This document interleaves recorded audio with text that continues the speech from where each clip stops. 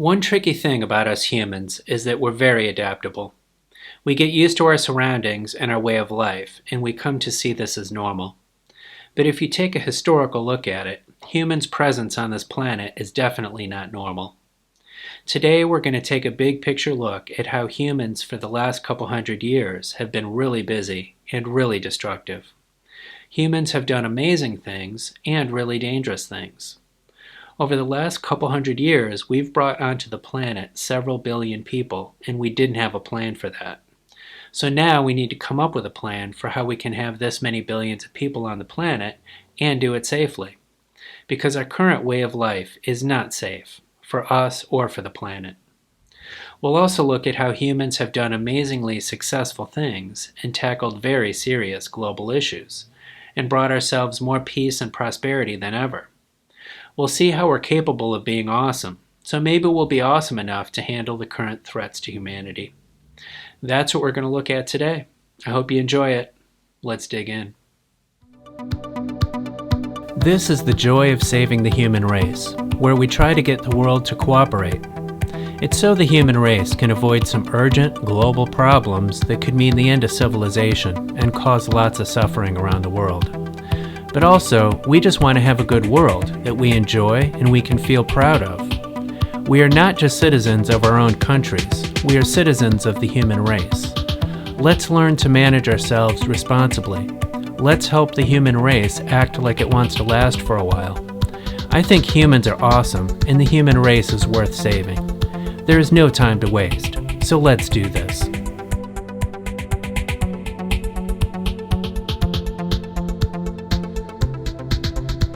Thanks for joining me today. I'm your host, Shelby Murtis. So this is round 2 of the show, and second episode. I'm starting this show with a series of episodes which outline what this show is going to deal with going forward as we have guests and do interviews and such in the future. But right now I'm laying out a bunch of ideas and themes and issues that I think are important to deal with that we'll be inquiring about going forward. So the theme is basically to foster more international collaboration. So that we can handle some of the really serious issues that the human race is facing right now that are quite threatening and could even threaten us with extinction or civilization collapsing or really bad things like that. But also, we just want to make a cool world that we like, that we can feel proud of. And I think humans are pretty awesome, and I think we deserve to live in a world that we feel proud of. So that's also what we're trying to do today. If you have not yet listened to the first episode, I encourage you to do that. That'll give you a good idea of what I'm trying to accomplish with all this. But for now, let's dive into this.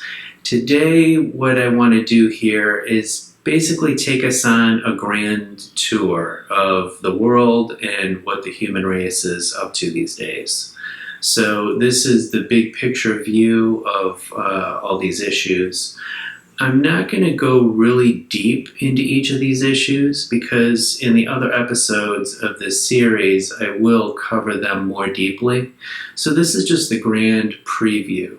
And what we'll notice as we look at this is that we're going to cover a lot of different issues.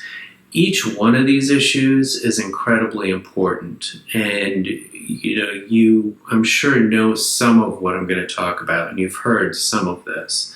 But as we survey them all together and look at them as a whole, as a package, I think it's pretty impressive to look at. And we'll also see some of the interconnections between these issues as we do that.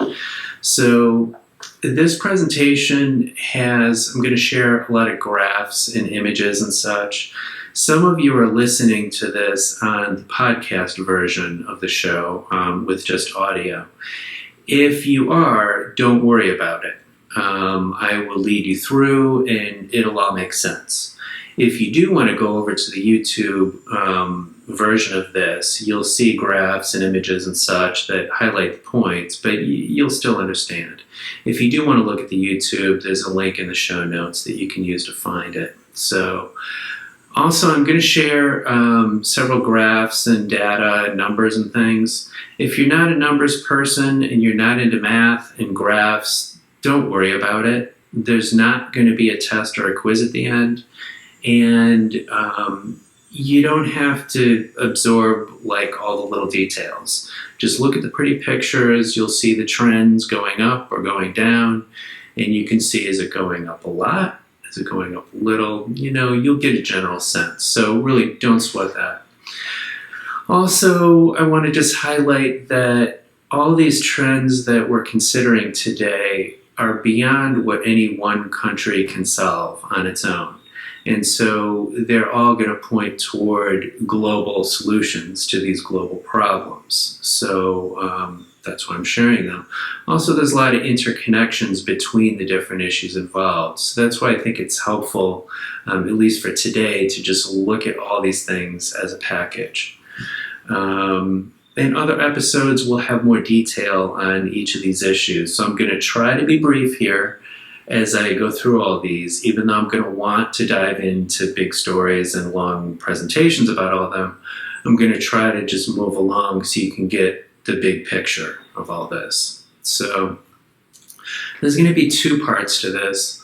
One, the first part is pretty heavy, to be honest with you. There's some pretty serious, dangerous things that we're up against in the world. And it could make you feel scared, sad, angry. You might feel some stuff. And if you do, it's okay. The second part of this is more hopeful because there is a lot of cause for optimism. There are things going really well in the world, and some important things are improving, and it's important to look at that. So we will get into that. For the more heavy material that I'm going to cover here, I'll be honest, it's kind of staggering. And when I compiled this material and did this research, it hit me pretty hard. Like I seriously cried a few times, and it was overwhelming. If you have some of those feelings as we go through this, I encourage you to not avoid it. Don't turn this off and go do something else. Stick with it. I hope that you will. This is important because there's this dynamic that happens among people where, and I've seen this a bunch of times and even felt this myself, where these big problems in the world can feel overwhelming. We can feel helpless. And so then it can be tempting to just go back into one's own life and try to forget this stuff and be like, well, it's overwhelming, I don't know, and it makes me feel bad, so let me just deal with myself and go about my business and just cross my fingers and hope somebody else deals with this.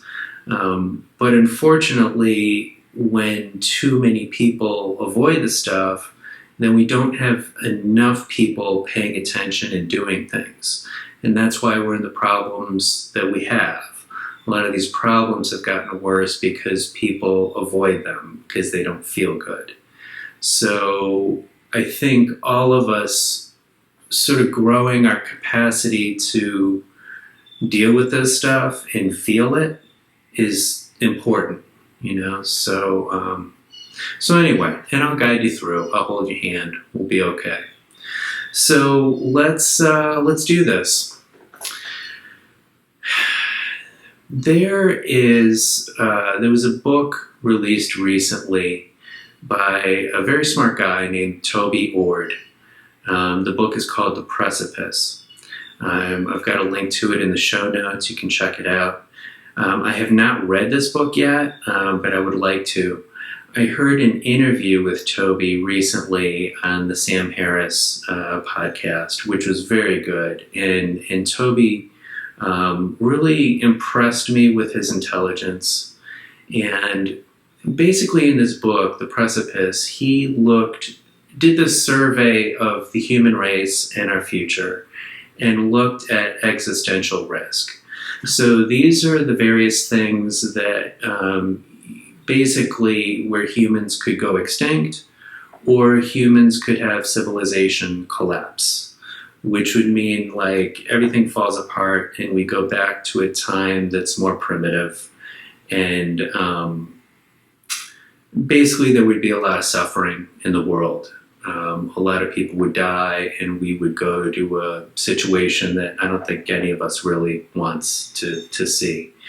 So in this analysis, he basically saw that in the next 100 years, there's a 1 in 6 chance that basically everything could fall apart and humans go extinct or civilization collapses. And these would be due to issues of our own making. So it's not like, the biggest concern is not a big volcano blowing up. It's not an asteroid hitting the Earth. It's, those things could happen, but they're pretty remote and rare. The things that are likely to do us in are our own causing, like nuclear weapons, like climate change, like new technology that is powerful and dangerous. These are the things that we need to watch out for. So it's a 1 in 6 chance that this could happen. That's a risk that I don't feel willing to take. And I would ask you, if you were thinking about your own life, how would you feel about a 1 in 6 chance that you die? I don't know if anybody would really want that. Consider it differently. A revolver, a typical revolver gun, if you put 1 bullet in it and it has 6 chambers, and I spin the thing and, would you put that to your head and let it be shot? There's a 1 in 6 chance that you could die. There's a 5 in 6 chance you'll be okay. But would you want to stand there and take that risk? I wouldn't myself. But yet, as a human race, that's where we're at. We're standing in front of that gun, taking that risk as a collective human race. And that worries me, This time of existential risk pretty much started in 1945 with the creation and use of the first nuclear weapons. And that was a time at which everybody understood that humans have made something incredibly powerful that could end us. And a lot of people have done some thinking and talking and feeling about that. And I think it was this aha moment where people realized the extent of our own power as humans. Unfortunately, we didn't seem to learn the lesson. I'm not blaming the people who lived through that. It's just that for whatever reason, people didn't learn. And that could have been a moment at which we say, oh my goodness, maybe we need to approach our life in the world differently. And we have the ability to make ourselves extinct, but we didn't quite learn the lesson on nuclear weapons or a bunch of other issues that we caused. So to get an idea of what's happening, we have to really step back and look at things historically in order to understand how our time on the planet right now is very different from the past and very different from, what's happened in nature so far. So human population has exploded. So humans basically started to thrive after the last ice age, which ended about 12,000 years ago. And that's when humans started to settle in villages and towns, invented some tools, invented agriculture, and then manufacturing, and started to be the thriving, successful race that we are. So, looking at this graph of since the last ice age, human population, you can barely see it on the bottom of the graph. It's like it's just barely anything. But there were people around and they were living and doing things. But then starting in the 1700s and then even more in the 1800s, and then since then, it's just the graph goes vertical. It's this population explosion, which corresponds to around the year 1850 when humans invented fossil fuels and started using them. So that fueled a big boom in activity. Looking at this other graph of the size of the world economy, and this is just since the year zero, which is basically the last 2,000 years, adjusted for inflation. And this basically quantifies the total goods and services created, annually by the whole human race on the world, and puts a dollar figure on that. So, again, it's like the graph just hugs the bottom of the graph and you barely see it. And then in the 1800s, it just explodes and goes toward the sky. And basically, some of this is services, like people just doing things, but most of this economic activity that we see here has an impact on the physical world. So it's using land, it's using natural resources, it's making stuff, it's throwing stuff away, it's intertwined with the physical world. And it's just exploded since the 1800s. And again, the graph goes toward the sky. It's nearly vertical. So, in the 1850s, as fossil fuels came along, people were able to farm, which created more food.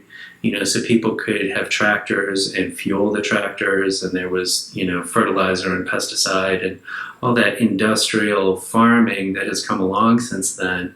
That has allowed a population explosion, that we saw. And so these two go very hand in hand, population growth and growth of the economy.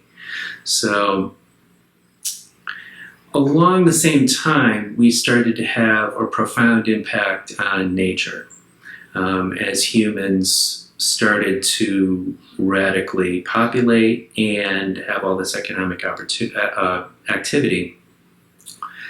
It's basically led us to the start of what scientists call the sixth great extinction. So looking at prehistory, the history of the Earth, there have been 6 times at which extinctions happened rapidly, and this is one of them right now. The last one was the end of the dinosaurs, 65 million years ago.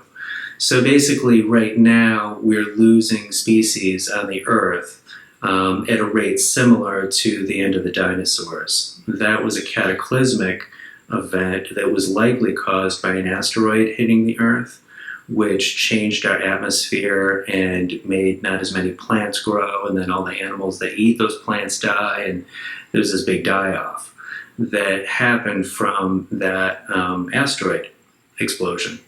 But this extinction event is happening from our own doing, from the explosion of our economy and our activities and our population and what we're doing to the planet. So at this point, it's, scientists believe that 1 in 4 species remaining are at risk of extinction.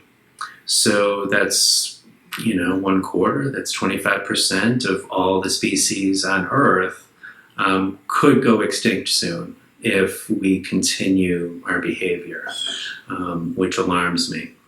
Even aside from extinctions, the population of wildlife is greatly reduced. So even the species that remain, there are far fewer of them living. So there's a study that started in 1970, it's been running for about 20 years now, 50 years. I should do my math better.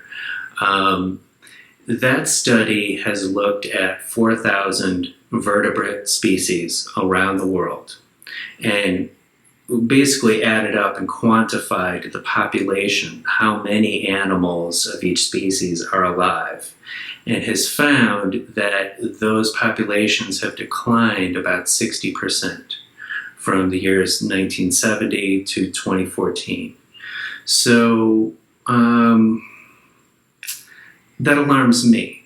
I mean, that's like nature in general reducing by 60%. So I really don't know what the impact of this is going to be, but I know that it's pretty radical, and it's big and it's happening. So there's a lot of people who I think go through life not thinking about their relationship with nature. And especially people who live in cities where there's not a lot of trees and animals around. It's kind of out of sight, out of mind. We don't really think about ourselves as natural creatures, as animals. But we are animals. We have bodies. We need food. We need water. We need shelter. And even if we are living in a city, we're surrounded by nature. We're surrounded by air and weather, and we are affected by these things. So I don't think anybody can accurately tell us what's going to happen if this trend continues, but we do know that ecosystems are starting to collapse and unravel. This very interconnected nature where plants and animals are it's all a system, it's all interconnected. So you might say, oh, well, so what if one species goes extinct? But that causes something else to go extinct, and that causes something else to go extinct. And it can be this sort of domino effect where one thing causes something else, and we've got this unraveling of our ecosystems. And we don't really know how this is going to shake out, because humans have not experienced this before while we've been on Earth. Because the last time was 65 million years ago with the dinosaurs, we just don't know how this is going to play out, and it seems risky. So all of this loss of nature that I've described so far has happened before climate change has kicked in.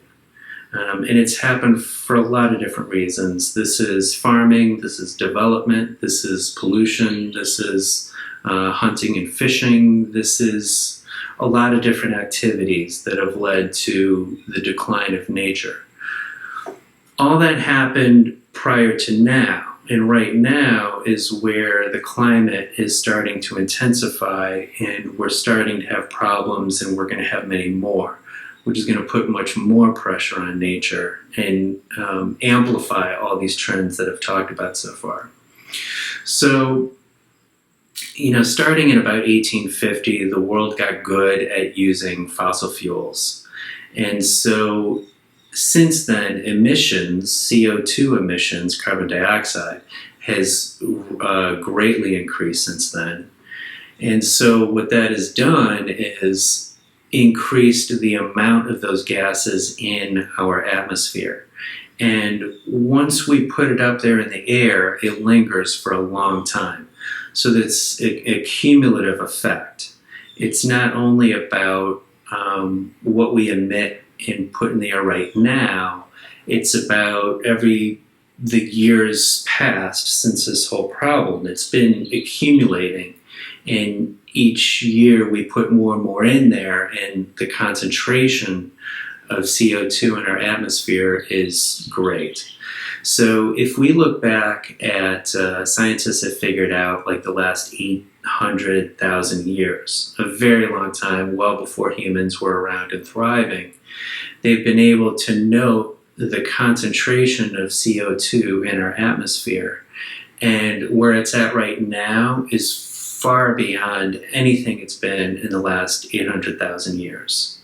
So humans have never faced this much carbon dioxide in the atmosphere. Since 1850, the world average temperature has increased by about 1 degree Celsius. That's just under 2 degrees Fahrenheit. That sounds small, because you might be like, oh, well, it's just 1 degree. Who cares? But because nature does not change quickly on its own, and so the whole natural systems are calibrated for the types of temperatures that it has seen for several years. But we've made it increase dramatically and quickly. So it's changing quicker than nature can adjust to it. And it also creates a lot more turbulence in terms of weather that's going to cause problems for us. So if you look back farther at temperature, average temperature on the Earth since the end of the last ice age, when humans came around and started to thrive, looking at 10,000 years ago, the temperature was gradually increasing. And it peaked around 7,000 years ago, and then it was gradually decreasing. And some believe we might have been on our way to another ice age because it was gradually decreasing. But then fossil fuels hit and our modern economy hit. And so you see this graph, it was gradually decreasing, but now it just spikes up. It goes vertical. And basically at this point now, the average temperature is higher than at any point since the last ice age when humans have thrived. So basically the human race has never lived on the planet with an average temperature this high. So we're in completely new territory. And so basically, for most of my lifetime, people have understood that climate change is a threat.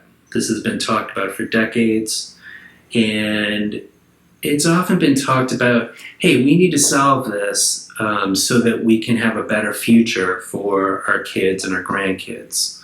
But it's basically starting now. Like, this is no longer just a thing for our future. This is like you and me right now, what we're going to face in our lifetimes. Because the effects are already being seen. It's already happening. Like, this is game time now. It's happening.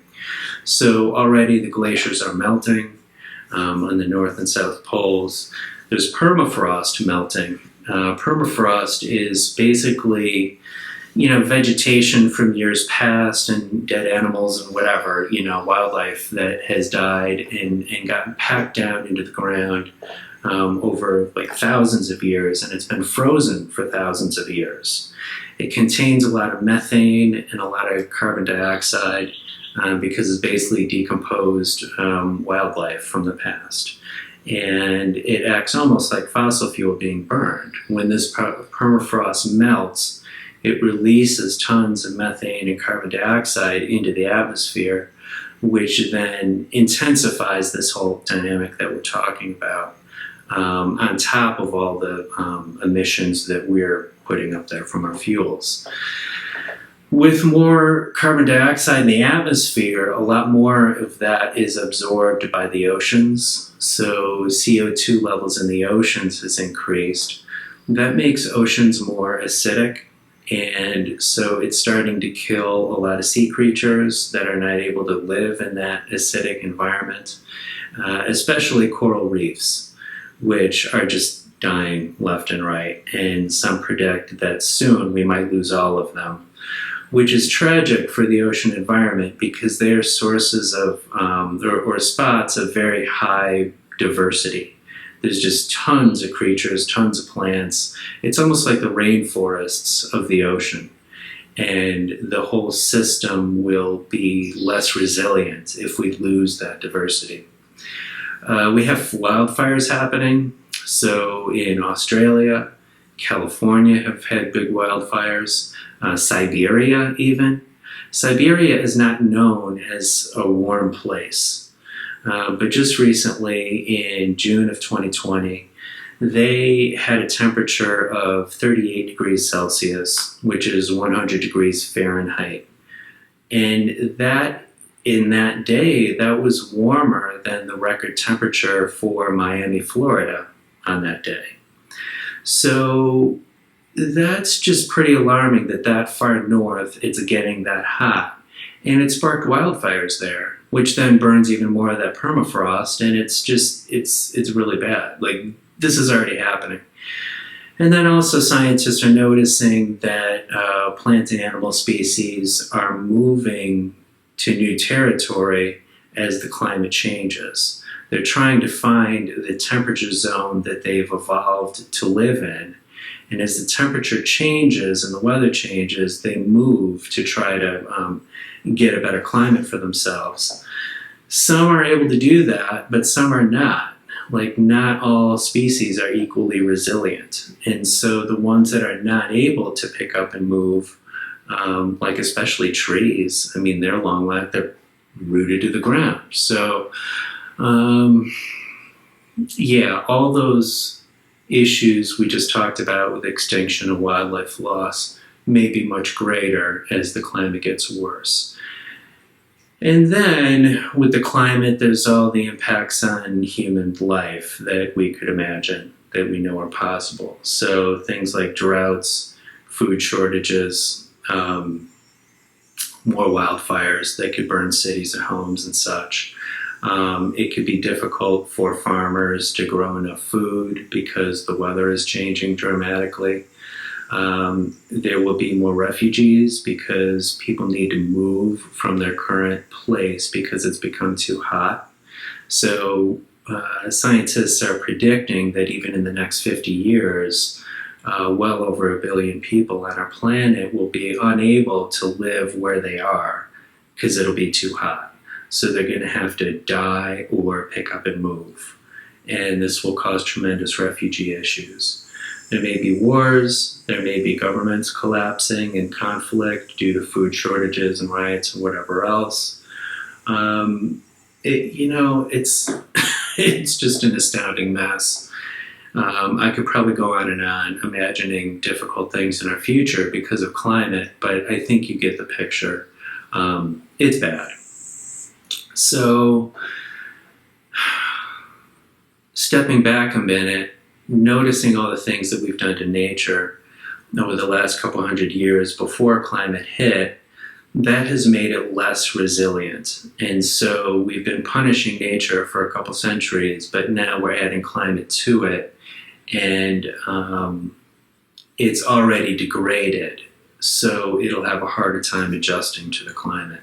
So looking at other things that we've been doing over this time, looking at basically the amount of land on the planet that humans use, starting from about the year 100 through today, it has increased dramatically, starting about 1850 when we started consuming the world.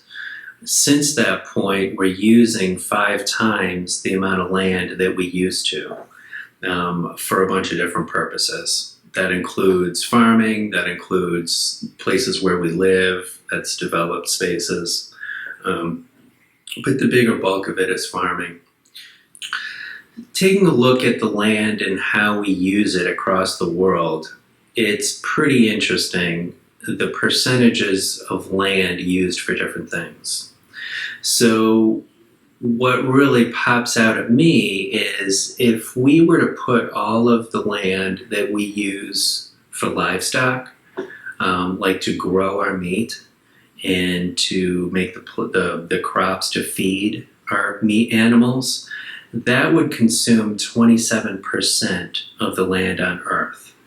That's an area equal to North and South America put together, just to grow our meat.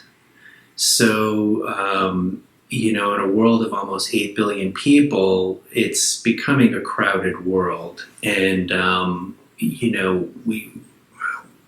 we need to leave some room for nature to be nature, and we're crowding it out by our activities.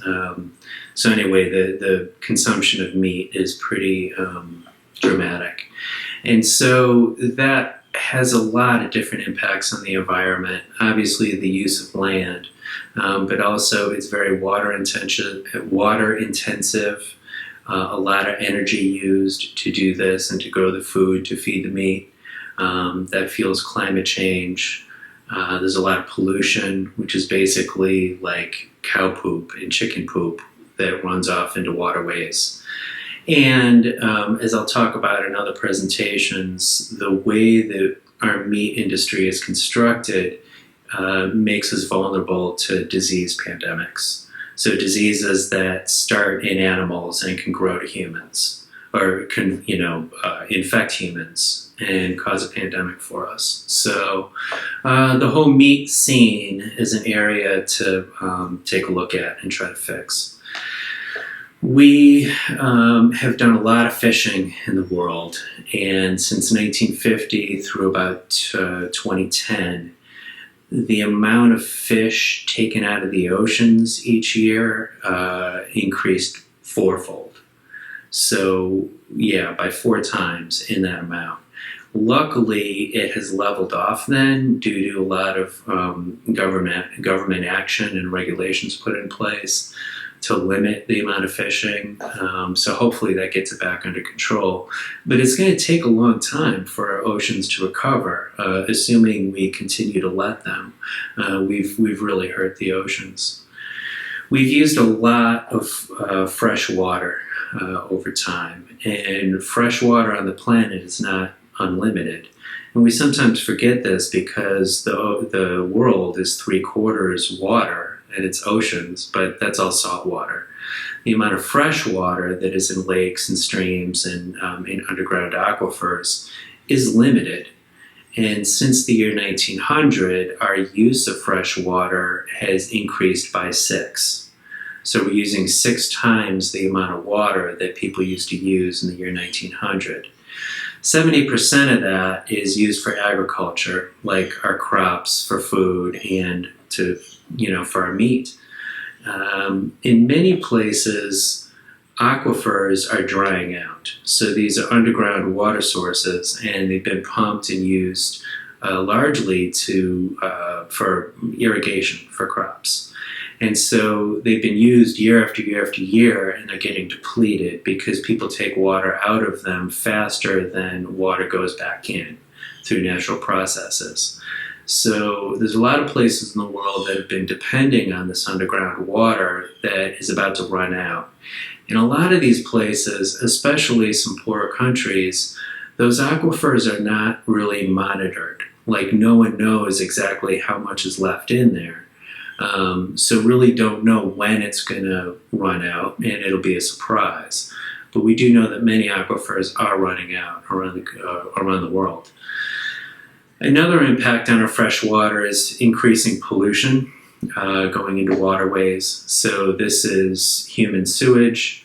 This is runoff from our farm fields. This is industry. This is cleaning products. This is lawn fertilizer. This is pharmaceuticals. All this stuff ends up in our waterways and makes it too polluted for us to drink or to use for our crops. Currently, there's over 3 billion people in the world who do not have access to clean water. So they don't have toilets, they don't have sanitation, they don't have running water to wash their hands.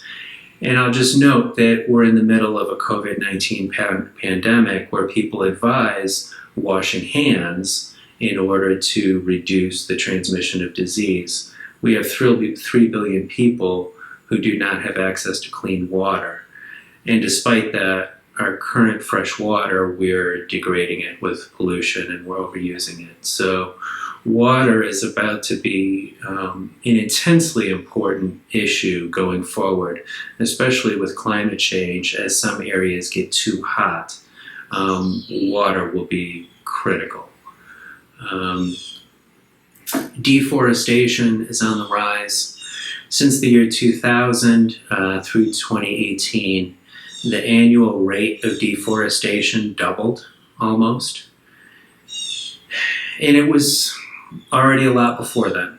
So in 2014, the countries of the world came together and made an international agreement to greatly reduce deforestation around the world, but that has not happened. It has only increased since then. which makes me wonder how serious those countries are about getting this problem under control.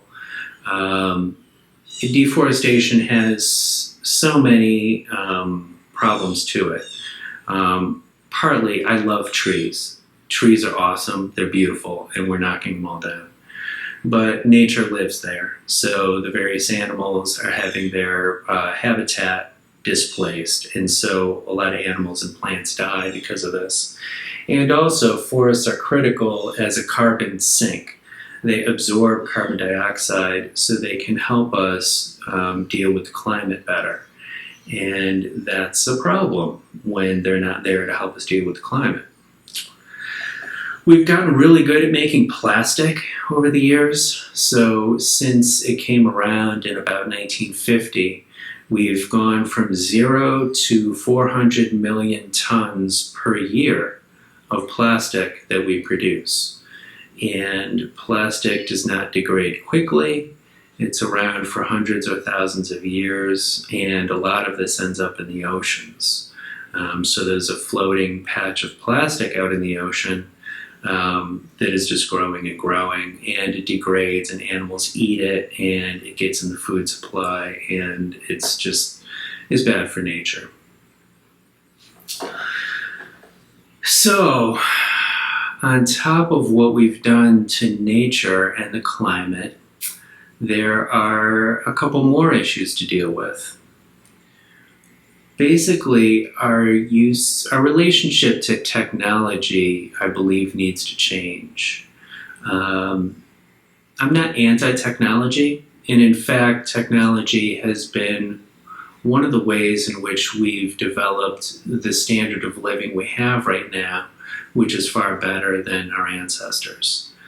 But humans have this tendency to create technology without understanding its impacts and its damages. And so that's how we got a climate that's falling apart, because we were so good at fossil fuels and all the things we manufactured with it. We were just really good at our technology without realizing the serious situation we were putting ourselves in. So going forward, we are entering what people know as the information age or the digital age. There have been these big leaps in human progress throughout history. The first might have been like the invention of fire and stone tools and such. But then a big leap was with the introduction of agriculture, and then the industrial age and manufacturing. The current leap we're in the middle of right now is where computers allow us to do so much more than we ever have. We've got the internet, and the pace of change is rapid right now. So computers are a big part of that. So if we were to look at the sum total, basically the power of the top 500 supercomputers on the Earth. Take the 500 most computers and add up what they can do. So looking at this on a graph, since computers came around in the 50s or so, basically you don't even see it at the bottom of the graph. It's just this flat line in the bottom. And then around 2010, that started to increase, and now it's become exponentially steep. It's going straight up. And there's an exponential trend where people have seen over many years that computing power for a certain amount of money, it basically doubles every few years. And so it doubles. And so what it does is it creates this exponential curve that it's not just increasing, the rate of increase is increasing. It's going faster and faster. And so people predict that at some point, we don't know exactly when, but probably just a couple decades away, computers will be as smart as humans. And we could even reach a point at which computers surpass humans. Even before that point, there's technology coming online which is insanely powerful that I'm not convinced we're ready for. I'm not convinced that as a human race we have the maturity to handle it responsibly, because we so far have not handled our technology well, like say fossil fuels or nuclear weapons and some other things that I'll get into in the other presentation on technology. The physicist Stephen Hawking, which many people think is, one of the top handful of smartest humans that have ever lived. He was a great physicist. He was very concerned about artificial intelligence, which is basically computers that are, they're smart computers, computer software, and it's a computer that can basically learn. It doesn't just follow the programming from the human, it learns to improve what it does, which makes it much smarter. So Stephen Hawking said that our success in creating artificial intelligence would be the biggest event in human history. Unfortunately, it might also be the last, unless we learn how to avoid the risk. Hawking believed that in the coming decades, artificial intelligence could offer incalculable benefits and risks, such as technology outsmarting financial markets, out-inventing human researchers, out-manipulating human leaders, and developing weapons we cannot even understand. Hawking believed more should be done to prepare for this moment. So, this is coming online. So on top of all this other environmental mess and things we have to deal with, we're creating more technology that could cause more problems that we don't yet know how to deal with. So, we have not been good at managing our powerful technology. So just for instance, the nuclear weapons that we talked about, accidents have happened. We could have blown ourselves up, and we haven't yet. We've just been lucky, but we've been riding on luck. And then, we've got all this other stuff going on. We're in the middle of a pandemic. So that's a challenge, and obviously requires international collaboration to get through this pandemic in a good way, because it's a world phenomenon. Scientists believe that we have more pandemics waiting for us beyond this one, and potentially far more harmful than COVID-19. Scientists that study diseases out in nature in various animals have identified a whole slew of viruses and bacteria that could leap to humans and infect us and become the next pandemic. And we're in a very crowded, interconnected world where diseases can spread rapidly and easily. And we also have really radically changed our relationship with nature, so that it makes it a lot more easy for those diseases to leap from wildlife to humans. So check out my other episode on that. I'll get into it in more depth. But basically, all these other catastrophic risks that I've talked about, we're going to have to deal with these while going through pandemics. And so there's going to be a temptation to be like, oh, well, we can't deal with that stuff because we've got COVID-19, we've got this other disease, the climate will have to wait. That stuff can't wait. We're going to have to deal with all these things at the same time. And that's going to really put some pressure on us to be smart and be focused. So,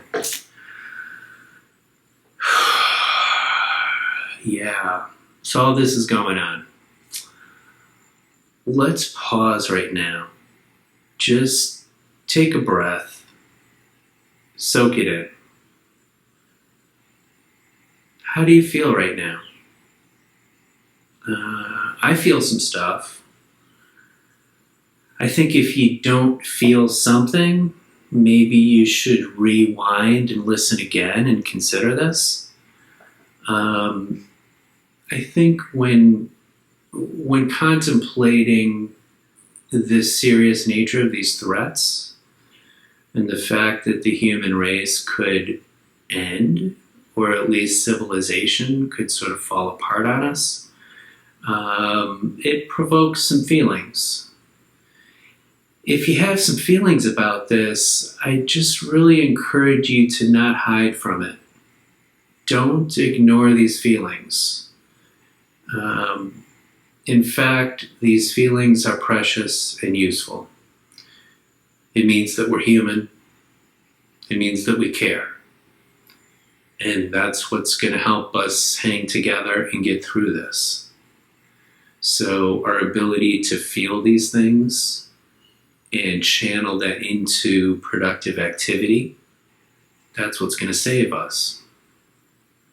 So it is up to us, you and me and the people around us, to figure this out. I don't want to wait for some magical leader to come fix it, because it's probably not going to happen. This is really up to all of us. And, as you've seen this whole collision of problems that we're up against, something bad could happen. And we don't know exactly how it'll play out, but it'll be tough. Could be tough. So, at least here in the United States where I am, there's people that sometimes talk about, like, where were you during a very important historical moment? Like, people will say, well, where were you when, President Kennedy got shot? Or where were you on 9/11 when the Twin Towers were attacked? And these are these very pivotal moments that people remember. And I hope we don't in the future say, where were you when the world fell apart? What were you doing? What do we say? Like, well, I was busy watching Netflix. I was shopping. I was busy. I had a busy life going on. I was working, I had kids, I had to pay my bills. I was just too busy to deal with this stuff.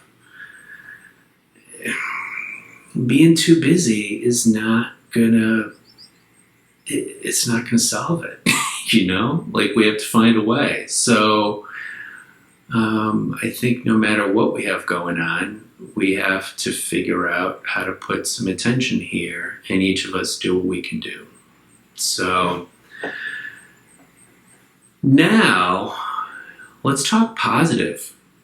I'm sorry to bring you down, sorry to bum you out, but it's just necessary, because I believe that being mature and responsible adults means, like, facing reality and just dealing with reality as it is and trying to make good decisions from there. So we needed to go through all that. We needed to just take a good look at it and get on the same page about where we're at. But now I want to look at the positive, because there is tons of positive. Humanity in many ways has improved over time, and we have dealt with very difficult problems in the past, which make me believe that we can deal with these other problems going forward. So I do have faith in the human race and our ability to deal with this stuff. If I did not have that optimism, I wouldn't be doing the show. I wouldn't be going through all this. That would feel like a waste of time to me. I'm doing this because I think it's positive or possible, and we can do this. So let's look at some positive trends, some good news for once. So poverty has greatly improved. The standard of living for most people in the world has improved. I'm not claiming poverty is done, but extreme poverty has improved greatly. So we would measure this by people living on less than $1.90 per day. And, this is inflation adjusted. So if we look back at the year 1820, 90% of the population lived under that threshold. So essentially that's 90% of the population that was hungry and at risk because they're hungry. And right now, or in 2015, that was down to 10%. So that is huge. Now, I don't want to sugarcoat things. There are a lot of poor people in the world. So just above that threshold of 190 per day, there are a lot of people who are very poor and experiencing hunger and some suffering. But this shows that we can make some progress, and we need to keep going and help the rest. And a trend like this helps me believe that actually being done with poverty in the world is possible, because we've made progress. If we could just keep making progress, maybe we can do this and actually fix it. Over time, human life expectancy has increased dramatically, starting about the year 1900. And so if you look back at the year 1770, the average life expectancy in the world was less than 30 years old. And more currently, it's gone to over 70 years old on average. So that's beyond doubling people's lifetime. And we've accomplished this since 1900, like in a little over 100 years. That's really, really dramatic improvement. And so this has happened due to availability of food. This has happened from alleviating disease. A lot of that has been improving sanitation. So a lot more people need sanitation, but we've got over 4 billion people who have running water, and that is far healthier. So go humans. We've done some good things. Also, child mortality has gone down. So this is measured by the number of kids who make it beyond their 5th birthday. So it used to be that in the year 1800, 43% of kids would die before they were 5 years old. That has decreased to 4% in 2017. That is so dramatic. That's huge that kids are living. It's enormous. The literacy rate has increased dramatically. So this is people able to read and write in their native language. And so this is measured by people over 14 years old who know how to read and write. In the year 1820, that was 12% of the population. That went up to 85% in 2010. So that's an 8-fold increase almost. So that is huge. I mean, that allows people to put food on their table, do valuable work, make their way in the world, be smarter, gain information by knowing how to read and write.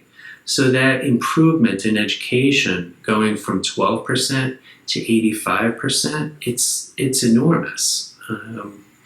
A big part of that that's valuable is that women and girls have become more educated over the years.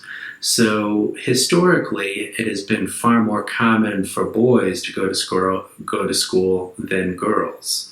And that has been catching up over the years in recent decades. And that's enormous that we're getting girls schooled. So basically, these are just good things in general, but in terms of dealing with the environmental mess that we have to deal with, continuing these trends is huge. So because that helps control the population. So we saw earlier we've had this exploding human population that has increased radically. And people have found that the best way to limit population is to help people overcome poverty and to get them educated. So this happens because when people overcome poverty, they have fewer babies. It reduces the birth rate. And I don't know if part of this is instinctually wired in or if this is all rational decision, but it's basically if a family is poor and just struggling to survive, they have to have more children in order to have some of them survive into adulthood. And also in some sort of farming communities, having more kids helps because that's more hands, that's more people to do the work of survival. So when incomes and wealth increase in a place, it results in lower amount of births. And also, in terms of literacy, that also helps the population, especially for girls to get educated, because then women can more control their own destiny, control how many kids they want to have. And between the two, this is our best method of controlling population. And that will reduce pressure on the natural world. Now, something to be careful of, though, is that reduction in population is very good because, essentially poor people, they're more desperate and they're going to consume nature in order to, make a dollar to eat or to grow their food. And so the problem is that over time, as we alleviate poverty, get more money in these people's pocket, if they try to do things like Americans, like if all these, newly people with newer wealth start to drive gas guzzling SUVs, or they start to eat beef in the way that Americans do, our climate is going to be screwed because emissions will be far greater. So, for instance, the United States has the highest contribution to climate emissions in the world. And we just consume so much. We're just over-consuming like crazy. And so as we alleviate poverty, we have to figure out how to do that in a way where we can give people a decent standard of living, but not have them go down the route of overconsumption of fossil fuels like the developed world has. So that's a delicate balance to strike, how to share the resources, but not prompt more climate change. I think we can do it. And I think I would not argue, I would not argue for we should keep people poor so that they don't hurt the climate. I don't think that's the solution. I think everyone has more flexibility to deal with situations. They have more resilience if they have more money in their pocket and they're healthier and they're eating better and more educated. I think that ultimately will help us, but we need to get smart about how we do this. Another really interesting and good trend is that over time we've had more democracy in the world.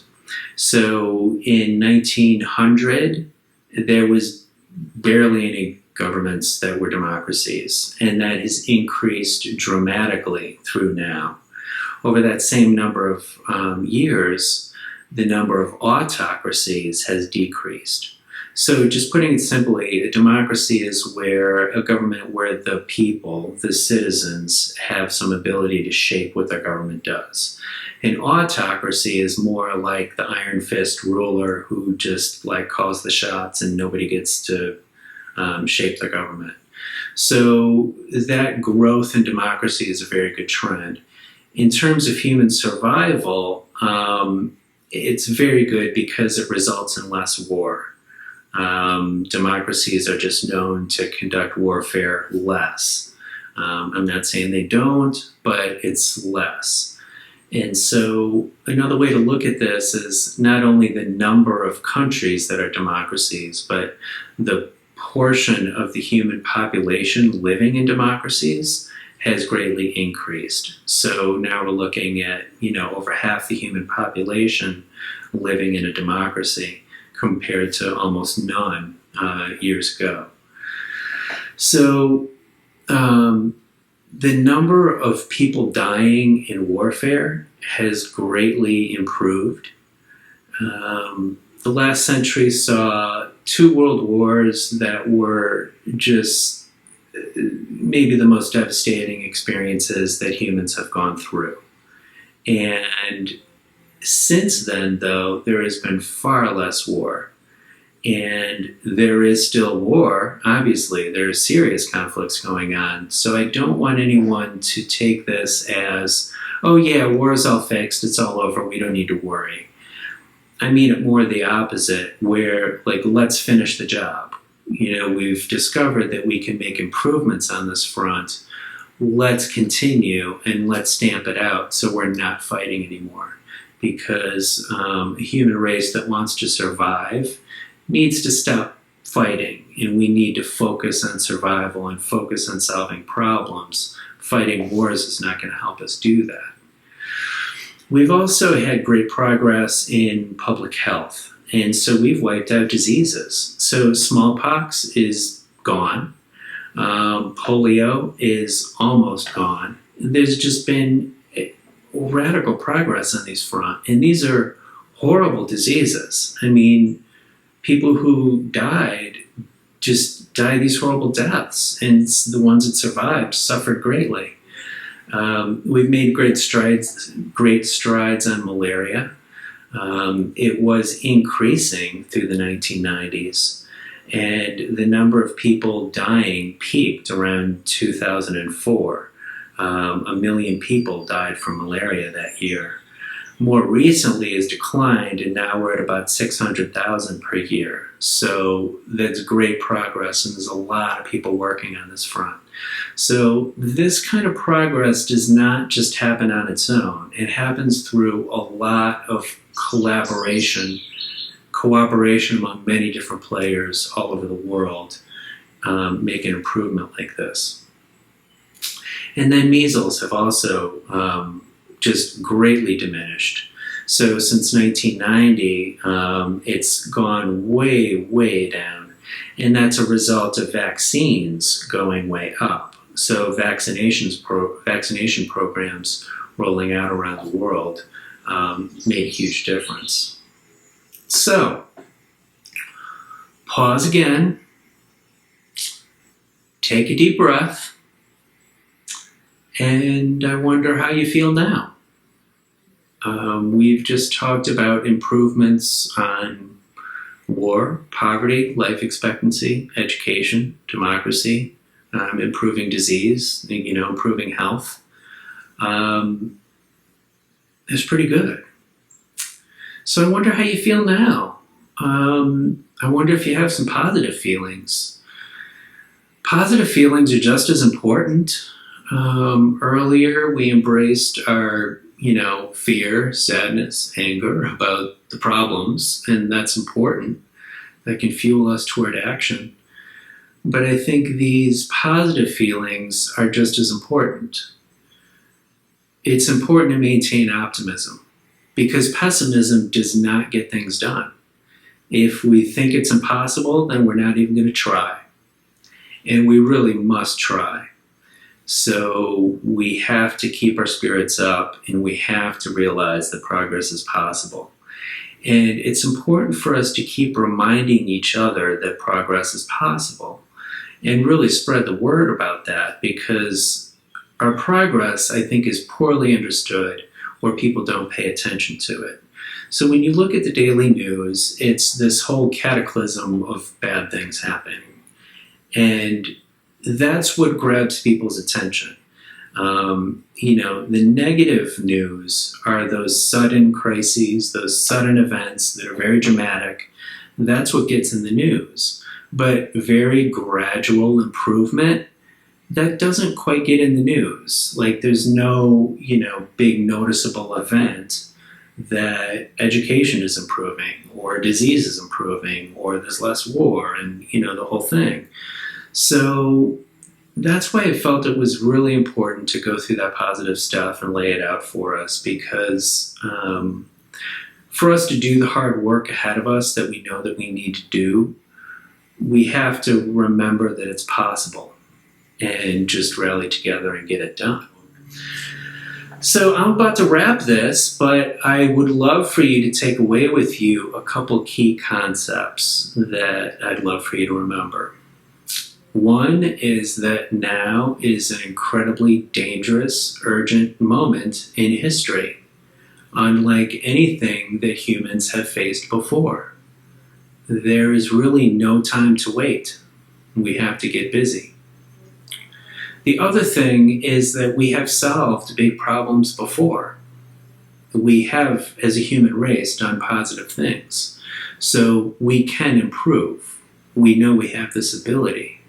So I'd like for us to prove to ourselves that we can continue to get things done and face the future with some confidence and just make some things happen. So that's it for today. Thanks for joining me through this. I know it's been heavy. I know it's been positive, but I think it's been important. And I do appreciate your time.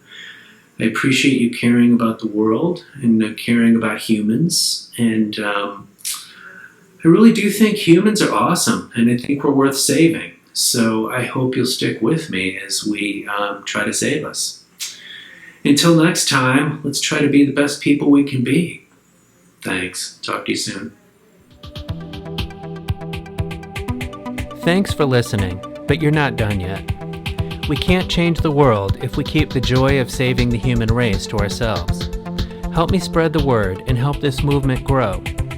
Please subscribe to the show, both the podcast and the YouTube channel. Leave ratings or reviews, which encourages others to listen. Share this show with others on your social media. Even better, just tell a friend about it and have a good conversation about the state of the world. These things really make a difference. I hope you can help the show grow and reach a larger audience. I'm grateful for your help. Thank you. And please stay in touch with me. I love to get feedback, suggestions, and questions. Go to the website at joyofsavingthehumanrace.com. At the website, you'll learn more about the show, and you can sign up to get occasional email updates. Thanks to Moby for the show's theme music, and thanks to you for being here. All right, we're done for today. Be well. I'll talk to you soon.